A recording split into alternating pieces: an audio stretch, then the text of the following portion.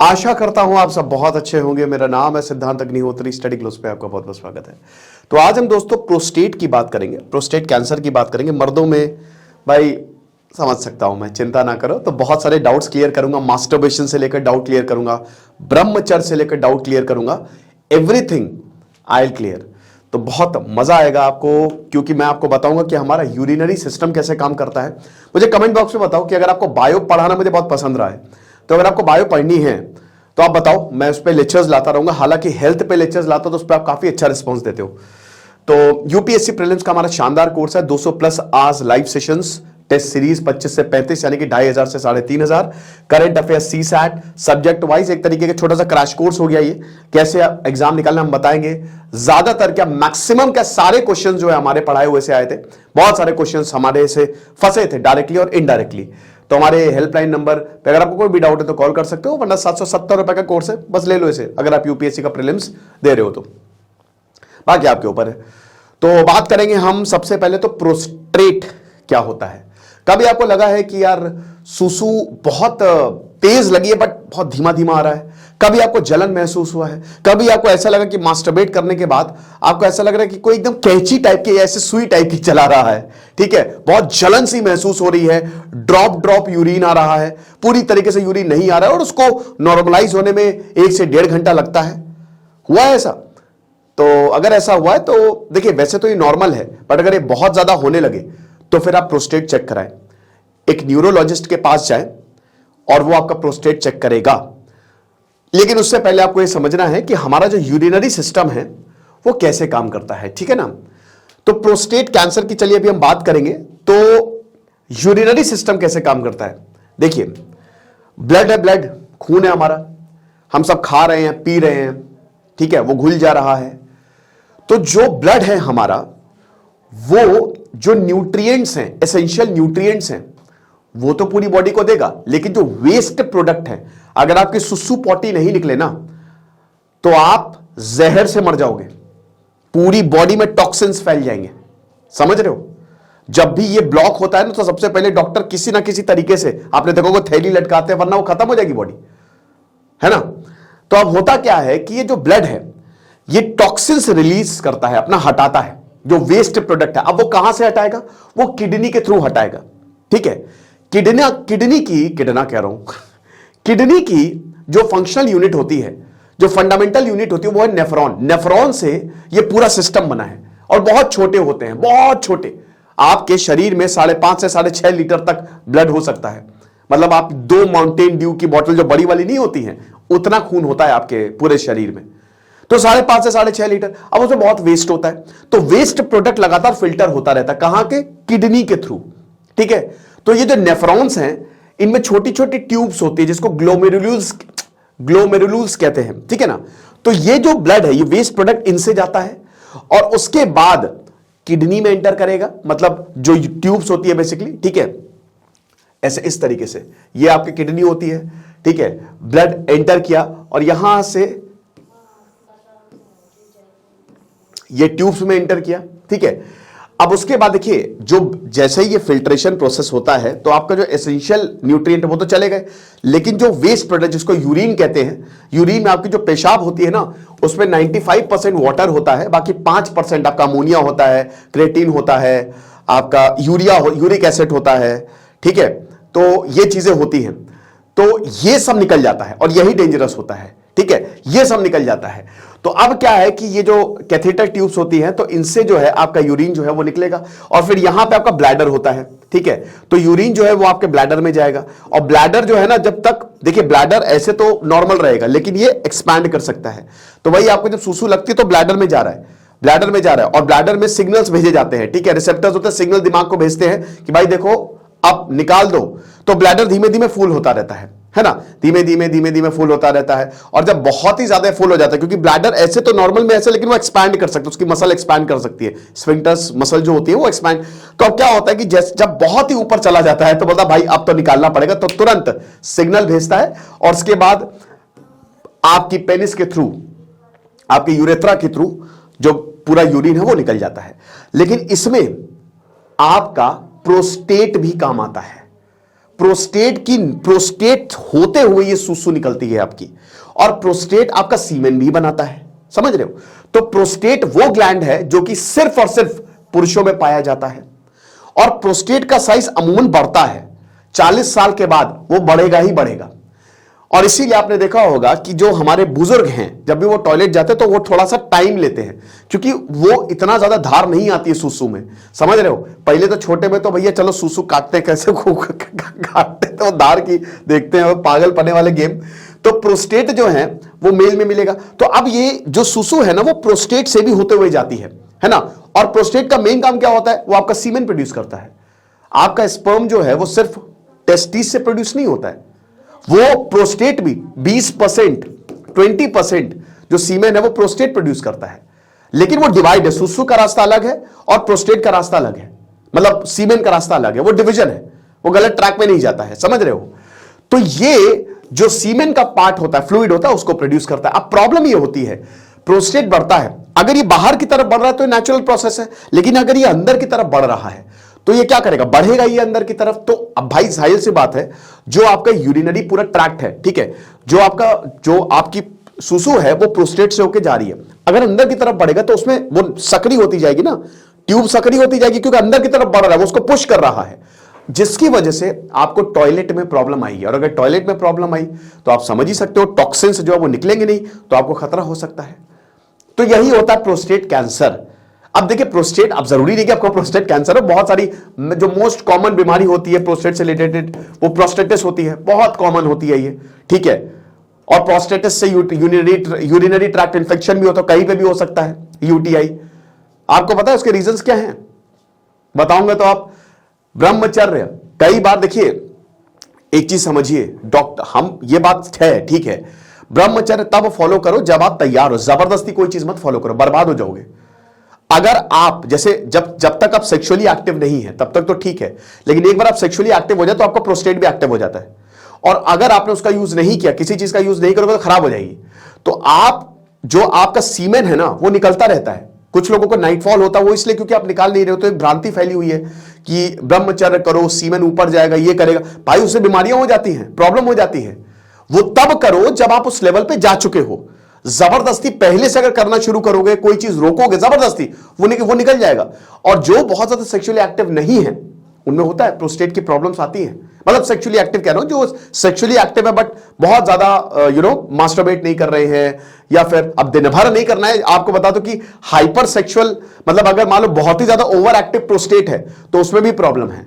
एक बैलेंस बना के रखना है, समझ रहे हो। बट हाँ ये बात है कि अगर आप सेक्सुअली एक्टिव हो और अगर आपका स्पर्म नहीं निकल रहा है, ठीक है, वहीं पे स्टोर है, तो उससे प्रॉब्लम आती है, यूरिनरी ट्रैक्ट इन्फेक्शन हो सकते हैं और प्रोस्टेट में फिर दिक्कत आती है। ओके, तो ये इसका रिलेशन है ना।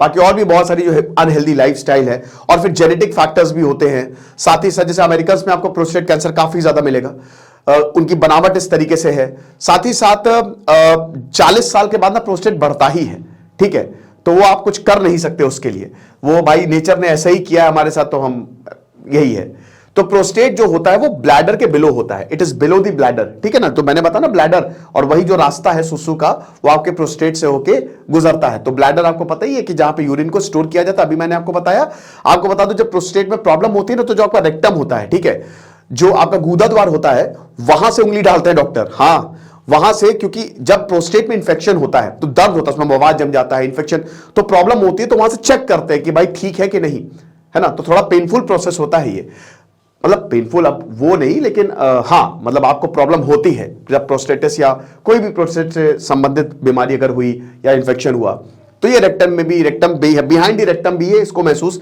किया जा सकता है, ठीक है। So just behind the prostate glands are called seminal vesicles. ये सेमिनल वेसिकल्स वो है जहां से सीमेन आपका प्रोड्यूस होता है। सीमेन का 20% पार्ट जो है वो प्रोड्यूस होता है, जो आपके सीमेन के लिए फ्लूइड बनाता है।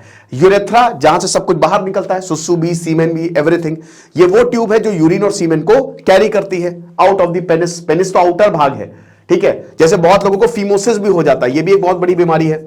बीमारी तो नहीं कहेंगे इसको, एक प्रॉब्लम है। जैसे आपने देखा होगा कि जब बच्चा पैदा होता है तो जो पहले के जमाने में जो दाई थी या जो जिनको नॉलेज होती थी, तो वो जो हमारी पेनिस है उसकी जो पूरी ट्यूब है बाहर की, मतलब जो स्किन है, उसको पीछे करते थे क्योंकि वो चिपकी हुई होती है और उसको पीछे करना होता है। पीछे नहीं करेंगे तो कभी खुलेगा नहीं, है ना। और अगर नहीं खुलेगा तो ये बाद में जाके, जैसे अभी क्या हो रहा है, अभी बहुत लोगों को फीमोसिस हो रहा है, ठीक है, या हो सकता है उसका रीजन ये है कि एक तो जब बच्चा पैदा होता है तो ये करना पड़ता है, ठीक है, नहीं है तो फिर आप बड़े होके करिए। अपने जो प्राइवेट पार्ट है उनकी बहुत अच्छे से सफाई करिए, बहुत अच्छे से, ठीक है, स्पेशली जो आपके प्राइवेट पार्ट है उनकी तो बहुत ही अच्छे से करिए, ठीक है। तो अब उसमें क्या होता है, आपको स्किन को पूरा पीछे खींचना होता है, साफ सफाई करके रखिए। लेकिन अगर आप उसको नहीं खींचते तो वो वैसी ही पोजीशन में रहती है, और जब आपकी शादी होती है वो स्किन पीछे जाती नहीं है, टॉयलेट तक बंद हो जाती है, बहुत बुरी, फिर उसको सर्जिकली रिमूव किया जाता है, राइट। तो ये चीज है। So urine and semen out of the body through the penis, और उसके बाद फिर सेंटर ऑफ द प्रोस्टेट में जाता है। तो प्रोस्टेट अगर अंदर से बढ़ेगा तो प्रॉब्लम होगी ही होगी, ये आपकी सुसु को रोक देगा, जिसकी वजह से आपको मेन यहां पे सुसु में प्रॉब्लम, जलन, ये सब होता है, ठीक है। और जैसा कि हमने बताया कि जैसे जैसे आदमी बढ़ता है 40 साल के बाद प्रोस्टेट के जो टिश्यूज है वो ग्रो करने लगते हैं, और ये अखरोट, जैसे अखरोट होता है ना वैसा होता है, ये इस तरीके से होता है प्रोस्टेट, ठीक है ना। अरे ये तो हाँ ऐसे होता है, इस तरीके से, अभी मैं आपको दिखा दूंगा, वो मैंने यहाँ पे डायग्राम जो है वो लगाया ही है, ठीक है। तो ये तो चलिए कैंसर की बात है, टाइप्स ऑफ प्रोस्टेट कैंसर, जो सेल एब नॉर्मल जो है वो सेल जो है वो ग्रो करना शुरू हो जाते हैं। तो ये आपका ब्लैडर है, ठीक है ना, ये आपका यूरेटर, जो ट्यूब यूरेटर से पूरा, वो ट्यूब्स होती है छोटी छोटी, वो किडनी से होते हुए पूरा यूरेटर में जाएंगी, मतलब पूरा फिल्टर प्रोसेस जो चालू है। और उसके बाद फिर ये है आपका, ये देख रहे हो ना, ये इसी को कहते हैं आपका क्या, प्रोस्टेट।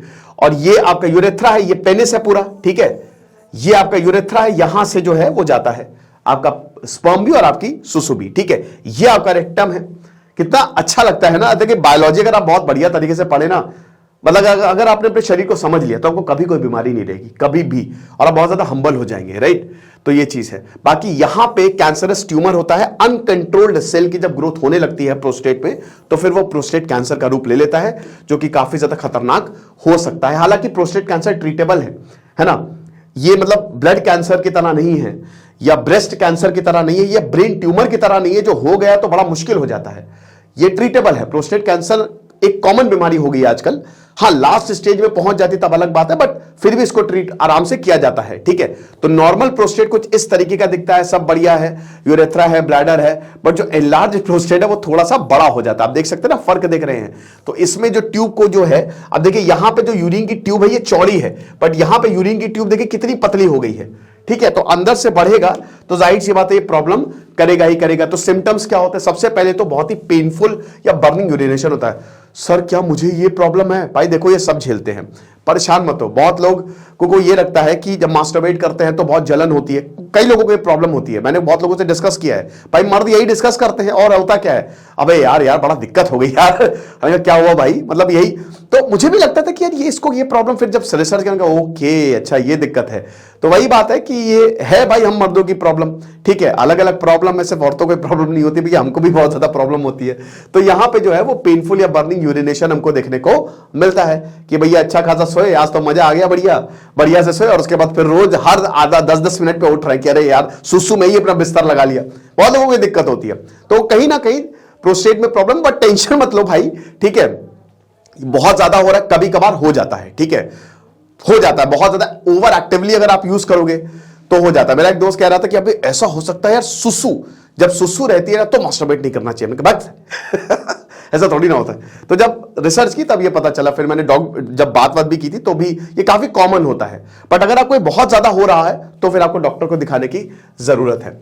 और उसके बाद फिर वही आपका ब्लैडर जो है पूरी तरीके से एम्प्टी नहीं करेगा तो भी प्रॉब्लम हो सकती है, ठीक है। आपको लगता है कि ब्लैडर जो है वो भरा हुआ है। देखिए कुछ लोग ना बहुत जल्दी घबरा जाते हैं, देखिए घबराइए नहीं।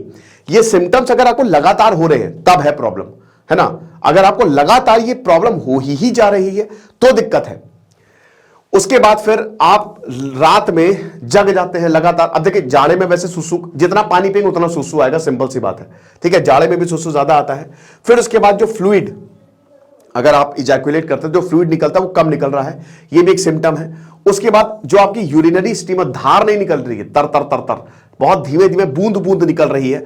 ब्लड अगर आ रहा है तो ये बहुत बड़ा, अगर आपकी यूरिन ब्राउन है उसमें ब्लड आ गया, सबसे बड़ा सिम्टम है ये, ठीक है। तुरंत ये, और भी इसके बहुत सारे कारण हो सकते हैं, कुछ और भी हो सकता है। इसीलिए आपको पेन है, बोन और बैक पेन है, ये भी है। फिर टेस्टिकल्स में आपको पेन है, ये भी, ठीक है। टेस्टिकल्स में अगर आपको पेन है तो ये भी एक बहुत बड़ा प्रॉब्लम हो सकता है। हालांकि टेस्टिकल्स अपने में ही एक अपना पूरा चैप्टर है, वो है, ठीक है। वीकनेस या फिर नमनेस है, loss of bladder, weight loss, ये सारी चीजें तो नॉर्मल है, बट यहां शुरुआत के जो 5 है ना, ये अगर आपको लगातार हो रहा है तो फिर समझिए कि कुछ ना कुछ प्रॉब्लम है। और ये स्टेज 1, स्टेज 2, स्टेज 3, स्टेज 4 में तो बहुत ज्यादा बढ़ जाता है, तो प्रॉब्लम हो ही जाती है। अमेरिका की बात करें तो यहां प्रोस्टेट कैंसर काफी लोगों में देखने को मिलता है। लगभग 2,88,300 के करीब केसेस प्रोस्टेट कैंसर के होते हैं और 34,700 के करीब डेथ्स भी होती है, ठीक है ना। तो काफी ज्यादा ये लगातार बढ़ते जा रहे हैं, तो इसको ध्यान देने की हमको जरूरत है। अब दुनिया की बात करें तो लगभग 14 लाख के करीब केसेस प्रोस्टेट कैंसर के हमको देखने को मिलते हैं। भारत में भी लगभग 34,500 के इंसिडेंट्स हमको देखने को मिले हैं, जिसमें 16,500 की तो डेथ हो गई है। अब क्या मतलब है इसका मतलब ये है कि देखिए, ये तो रिपोर्टेड केसेस है, बहुत तो अनरिपोर्टेड जाते हैं, तो थोड़ा सा ध्यान देने की हमको जरूरत है, ठीक है। 60% प्रोस्टेट कैंसर जो है वो साउथ सेंट्रल एशिया पे आता है, क्योंकि हमारी बनावट ऐसी है, जेनेटिकली हम थोड़ा सा ज्यादा, अमेरिकन भी ज्यादा, आपको बता दूं ये भी चीज है, ठीक है। तो ये हिसाब किताब है। अब देखिए, काफी रिसर्च भी इसमें होती रहती है, तो नया क्या है ये भी देख लेते हैं। सबसे पहली बात तो ये है कि दवाई इसमें इंपॉर्टेंट रोल प्ले करती है, ठीक है। शुरुआत में है दिक्कत तो दवाई जो है वो रोल प्ले कर सकती है, और उसके बाद फिर ये जो नई चीजें हैं कि क्या स्पेसिफिक ट्रीटमेंट देना चाहिए, टारगेट कौन होना चाहिए, तो रिसर्च के ऊपर डिपेंड करता है, बहुत सारी नई नई चीजें सामने आती है। बट कैसे ट्रीट किया जाता है प्रोस्टेट को? सबसे पहले तो प्रोस्टेट वो सेल को, वही जो कैंसरस सेल, उसको हटा दिया जाता है, रेडिएशन थेरेपी दी जाती है, हार्मोन थेरेपी दी जाती है, कीमोथेरेपी, ये सब तो कैंसर की बेसिक थेरेपीज होती है जिसमें किया जाता है। सर्जरी कर दी जाती है, कई बार वो चीज को ही हटा दिया जाता है, और इम्यूनोथेरेपी दी जाती है, बाकी दवाई भी दी जाती है, ठीक है, ये चीज है। तो सर्जिकल कैस्ट्रेशन के थ्रू एंड्रोजन रिसेप्टर्स एंटागोनिस्ट, मुझे नहीं पता ये क्या होता है, ठीक है ना। तो ये सारी चीजें, सर्जरी हो गया, रेडिएशन थेरेपी हो गया, कीमोथेरेपी हो गया, एडीटी, तो इन सबसे जो है आपका प्रोस्टेट जो है वो ठीक किया जाता है। अब सबसे बड़ी बात हमको करना क्या है? करना आपको यह है कि एक तो पहली बात हाइजीन बना के रखो, ठीक है। सेक्सुअल एक्टिविटी कर रहे हो तो कॉन्डम का जरूर यूज करो, है ना, क्योंकि कई बार यूरिनरी ट्रैक्ट इन्फेक्शन हो जाते हैं। पब्लिक टॉयलेट का कहीं पे भी जाके इस्तेमाल मत कर लो, वहां से भी यूरिनरी ट्रैक्ट इन्फेक्शन हो जाते हैं, तो थोड़ा सा ध्यान दो। बहुत ज्यादा गंदी जगह है तो वहां पे भी टॉयलेट करने से बचो। साथ ही साथ स्मोक, अल्कोहल जितना ज्यादा कम पियोगे उतना ज्यादा, क्योंकि जेनेटिक चेंजेस हो जाते हैं इसमें। स्मोक जो होता है ना, जेनेटिक किसी भी जीन में चेंज कर देगा और आपके सेल जो है एबनॉर्मली ग्रो करने लगेगी। फिजिकली एक्टिव रहो, ठीक है, जितना ज्यादा फिजिकली एक्टिव रहोगे उतना बढ़िया है आपके लिए। और वही बता रहे कि जो आपकी डाइट है उसको भी बहुत अच्छे से कंट्रोल करो। साथ ही साथ जो आपकी सब्जियां हैं, फ्रूट्स है, वो खाते रहो, पानी पीते रहो। जितना ज्यादा पानी पियोगे उतना ही बढ़िया है, ठीक है। खूब पानी पियो, जितना हो सके पानी पियो, वो भी आपके प्रोस्टेट और आपके पूरे यूरिनरी सिस्टम को अच्छा रखेगा। और फैट, बहुत ज्यादा जो फैट जिनमें होता है उनमें भी ये प्रॉब्लम जो है वो बहुत ज्यादा होती है। और अगर आपको ऐसी दिक्कत आ रही है तो आप मेडिकल स्क्रीनिंग, मतलब टेस्ट जो है वो करवा सकते हो, उसमें कोई भी दिक्कत नहीं है। तो ये लेक्चर था, आई होप आपको अच्छा लगा होगा। Thank you so much.